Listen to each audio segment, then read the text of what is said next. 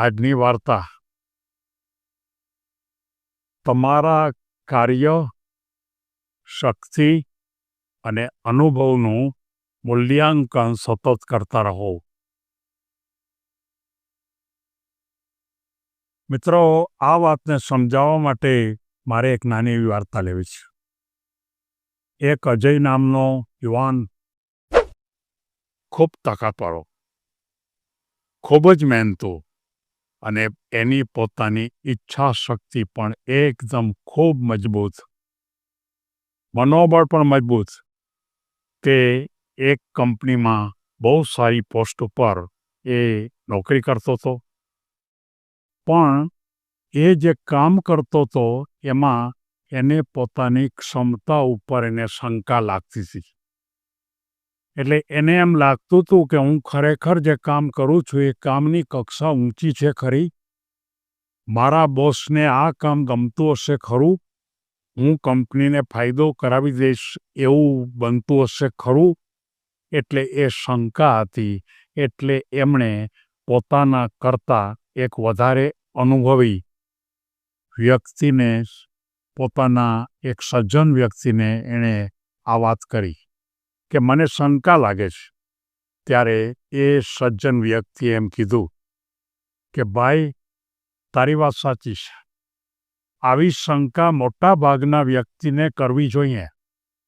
કોઈ પણ ક્ષેત્રમાં કામ કરતા વ્યક્તિએ હંમેશા ક્યારેક વિચાર કરવો જોઈએ કે હું કામ કરું છું એ મારા પોતાના બોસને ગમતો હશે, ખરેખર કંપનીને ફાયદો થતો હશે.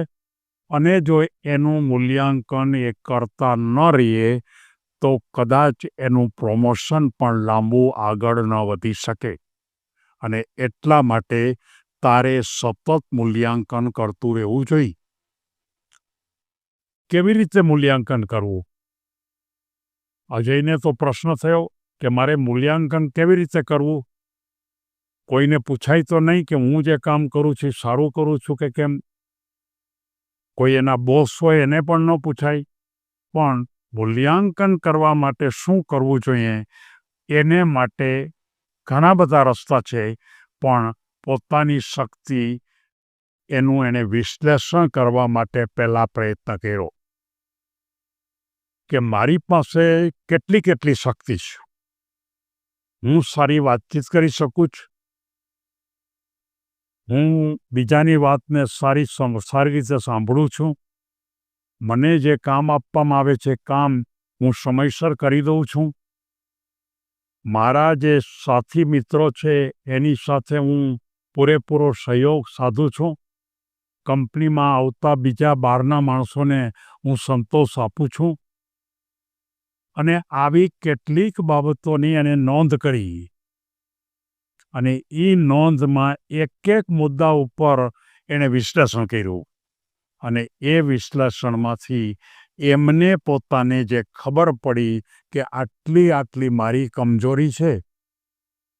અને જો કોઈ પણ માણસ પોતાના કામનું જો વિશ્લેષણ કરે, વિશ્લેષણ કરવું એટલે કે પોતાના કામને છૂટા પાડીને સમજવું કે પોતાના કામથી બીજાને ફાયદો કેટલો થયો, અને એનો વિચાર કરવાથી એની કમજોરી દરેક માણસને ખબર પડે છે, પોતાની જાતને ખબર પડે છે. અને એ કમજોરીને ઓછી કરવા માટે એમણે અજયે પ્રયત્ન શરૂ કર્યો. અને એ પ્રયત્નની અંદર એને પોતાને થોડો સંતોષ દેખાણો. એનાથી એનો આત્મવિશ્વાસ વધ્યો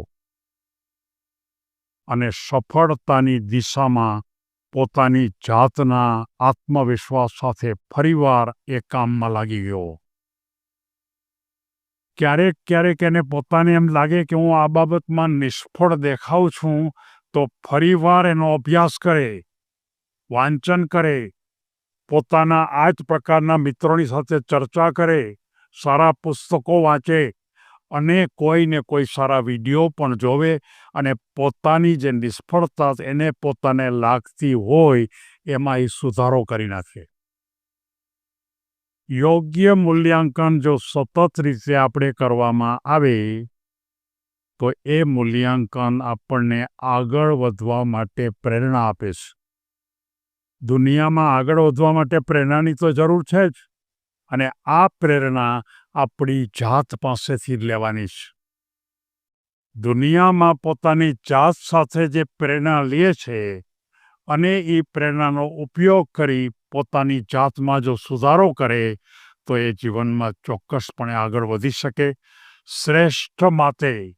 શ્રેષ્ઠતા માટે સૌથી અગત્યની બાબત સતત રીતે પોતાનું સ્વમૂલ્યાંકન કરતું રહેવું, અને આ સ્વમૂલ્યાંકન કરવા માટે વિશ્લેષણ કરવું, પોતાના કાર્યને જુદી જુદી રીતે અનેક માણસોની સાથે વાત કરીને પૂછવું, જાણવું, સીધું વાત ન કરવી, પણ આ કાર્યથી કેટલાને ફાયદો થયો, અને સાથોસાથ ક્યારેક પોતાના મિત્રો મારફત પોતાના બોસને પણ સમાચાર આપવા કે પોતે જે કામ કરે છે એ બરોબર કામ કરે છે, તો એના દ્વારા પણ તમે જાણી શકો કે તમારું કામ કેવું છે, ઉત્તમ છે કે કેમ, અને એ ભૂમિકા પર થઈ શકે.